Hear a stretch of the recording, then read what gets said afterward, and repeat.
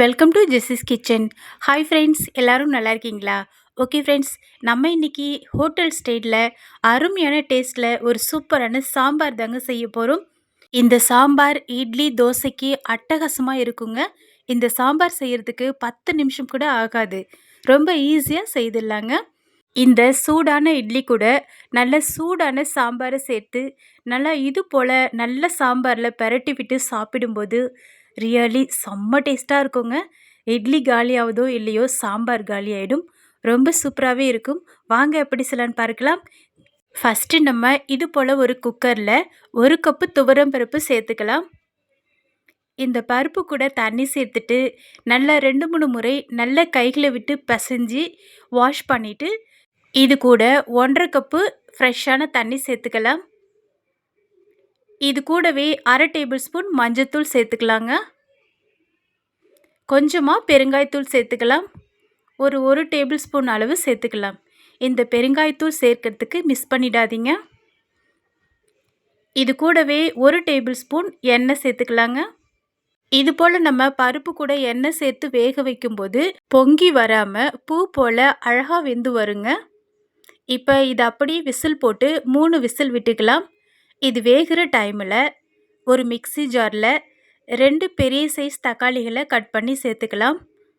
சின்ன சைஸ் தக்காளியாக இருந்துச்சுன்னா 3 தக்காளி எடுத்துக்கலாம். இது கூடவே 3 காய்ந்த மிளகாய் சேர்த்துக்கலாம். மிளகாய் உங்கள் காரத்துக்கு ஏற்ற மாதிரி சேர்த்துக்கோங்க. 4 பல்லு பூண்டுகள். இது கூடவே 1 டேபிள் ஸ்பூன் மல்லி விதைகளை சேர்த்துக்கலாம். 1 டேபிள் ஸ்பூன் சீரகம் சேர்த்துட்டு இது நல்லா நம்ம ஃபைனாக கிரைண்ட் பண்ணிக்கலாங்க. இப்போ பாருங்கள், இது போல் நம்ம நல்லா ஃபைனாக அரைச்சிக்கலாம். தண்ணிலாம் சேர்க்கணுன்னு அவசியமே இல்லை. நம்ம இன்றைக்கி இன்ஸ்டண்ட்டான சாம்பார் தான் செய்ய போகிறோம். ஆனால் செம்ம டேஸ்ட்டாக இருக்குங்க. இது இருக்கட்டும்.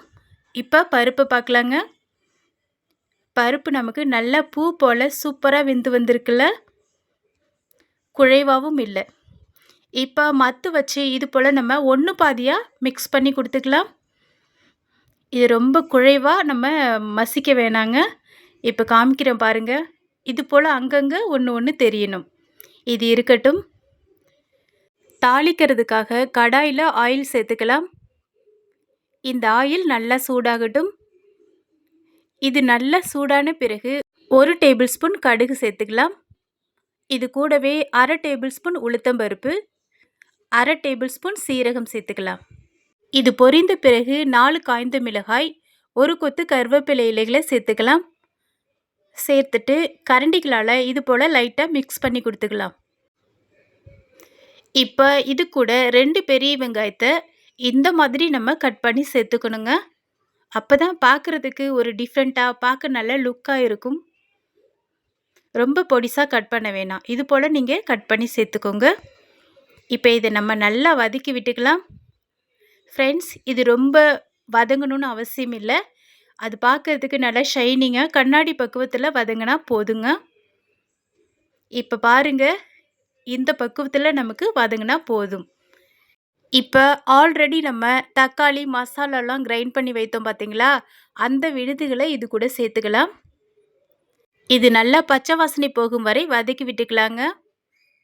ஃப்ரெண்ட்ஸ், நம்ம மல்லி, சீரகம், மிளகாயெல்லாம் வறுத்து தான் அரைப்போம். ஆனால் இது போல் டிஃப்ரெண்ட்டாக இன்ஸ்டண்ட்டாக நீங்கள் செய்து பாருங்கள். செம்ம டேஸ்ட்டாக இருக்கும் ஃப்ரெண்ட்ஸ். ட்ரை பண்ணி பாருங்கள். இப்போ பாருங்கள், எண்ணெய் பிரிந்து வந்த பிறகு 1 டேபிள் ஸ்பூன் மிளகாய்த்தூள் சேர்த்துக்கலாம். நம்ம இன்றைக்கி மிக்சடு மிளகாய்த்தூள் தான் சேர்த்துருக்குறோம். சப்போஸ் நீங்கள் தனி மிளகாய்த்தூள் சேர்க்குற மாதிரி இருந்துச்சுன்னா கூடவே நீங்கள் மல்லித்தூளும் சேர்த்துக்கோங்க. இது போல் சேர்த்து நல்லா மிக்ஸ் பண்ணின பிறகு ஆல்ரெடி நம்ம வேக வைத்து மசித்த துவரம் பருப்புகளை இது கூட சேர்த்துக்கலாம். பக்குவமாக வேந்து வந்திருக்கணுங்க. அதுதான் முக்கியமே இந்த சாம்பாருக்கு. ரொம்ப குழைவாகவும் இல்லாமல் அங்கங்கே பருப்பு தெரியணும். அதுபோல் நம்ம வேக வச்சு எடுத்துக்கணுங்க. இப்போ இதை நல்லா நம்ம மிக்ஸ் பண்ணி கொடுத்துக்கலாம். நல்லா நம்ம கலந்து விட்டுக்கலாம். ஃப்ரெண்ட்ஸ், பார்க்குறதுக்கு கொஞ்சம் திக்காக இருக்கிற மாதிரி தெரியுதுல்ல, இது கொஞ்சம் தண்ணியாக இருந்தால் தான் நல்லாயிருக்கும். ரொம்ப திக்காக இருக்கக்கூடாது. அதனால் இது கூட இன்னும் ஒரு 1/2 கப்பு தண்ணி சேர்த்துக்கலாம்.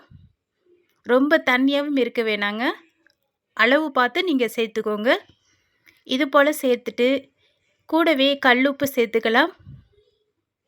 ஃப்ரெண்ட்ஸ், இது போல குழம்பு வகைகளுக்கெல்லாம் கல்லுப்பை சேர்த்துக்கோங்க. அதுதான் நல்ல ஒரு டேஸ்ட் கிடைக்கும் நமக்கு. இந்த இட்லி சாம்பார் ரொம்ப திக்காவும் இருக்கக்கூடாது, தண்ணியாவும் இருக்கக்கூடாது. அதனால பார்த்துக்கிட்டு நீங்க தண்ணி சேர்த்துக்கோங்க. அப்பதான் நல்ல டேஸ்ட் கிடைக்கும்.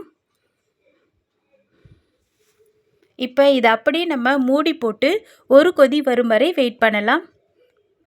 இப்போ ஓப்பன் பண்ணி பார்க்கலாங்க. பாருங்க, நமக்கு நல்லா ஒரு கொதி வந்திருக்குல்ல. இந்த டைமில் ஒரு சின்ன நெல்லிக்காய் சைஸ் அளவு புளி தண்ணியை இது கூட சேர்த்துக்கலாம்.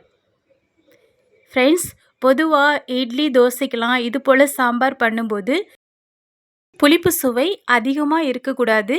அதனால் கம்மியான அளவே சேர்த்துக்கோங்க.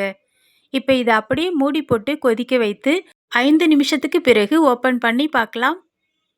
பாருங்க, சாம்பார் நமக்கு நல்லா கொதிச்சிட்ருக்கு. எண்ணெய்லாம் பிரிஞ்சு சூப்பராக ரெடியாக இருக்குது. இந்த பக்குவத்தில் ஒரு சின்ன துண்டு வெல்லத்தை இது கூட சேர்த்துக்கலாம். கொஞ்சமாக கொத்தமல்லி இலைகளை கட் பண்ணி சேர்த்துக்கலாங்க. சேர்த்துட்டு இது நல்லா ஒரு முறை மிக்ஸ் பண்ணி கொடுத்துக்கலாம். ஃப்ரெண்ட்ஸ், நீங்கள் வெல்லம் சேர்க்கும்போது ரொம்ப கம்மியான அளவில் சேர்க்கணும். அப்போ தான் நல்ல ஒரு டேஸ்ட்டு கிடைக்கும். அதிகமாக சேர்த்துட்டிங்கன்னா டோட்டலாக டேஸ்ட்டு மாறிடும். அதை பார்த்துக்கோங்க. இப்போ இந்த சாம்பாரை அப்படியே இது போல் ஒரு பாத்திரத்தில் ட்ரான்ஸ்ஃபர் பண்ணிக்கலாம். ரியலி ஃப்ரெண்ட்ஸ், நல்ல சூடாக கம கமன்னு சூப்பராக சாம்பார் ரெடி ஆயிடுச்சு. அதே போல் நமக்கு நல்ல சூடான இட்லியும் ரெடி ஆயிடுச்சு. இப்போ இது போல் சர்வ் பண்ணி கொஞ்சமாக டேஸ்ட்டு பார்க்கலாம். நல்ல சாம்பாரை நல்லா முழுக்க இது போல் ஊற்றிக்கலாம். இட்லி சாம்பார்னாலே நல்லா முழுக்க ஊற்றி சாப்பிடும்போது தான் நல்ல ஒரு டேஸ்ட்டு கிடைக்கும். இது போல் நல்லா சூடான இட்லி கூட சூடான சாம்பாரை இது போல் நல்லா பெரட்டி விட்டு சாப்பிடும்போது ரியலி ஃப்ரெண்ட்ஸ் செம்ம டேஸ்ட்டாக இருக்கும். இந்த சாம்பாருக்கு இட்லி காலியாவதோ இல்லையோ, சாம்பார் குயிக்காகவே காலியாகிடுங்க. அந்தளவுக்கு நல்ல டேஸ்ட்டு கிடைக்கும். செய்கிறது ரொம்ப ஈஸி தான். காய்கள் இல்லாமல் குயிக்கான இட்லி சாம்பாருக்கு இதை சூஸ் பண்ணிக்கலாங்க. சூப்பராகவே இருக்கும்.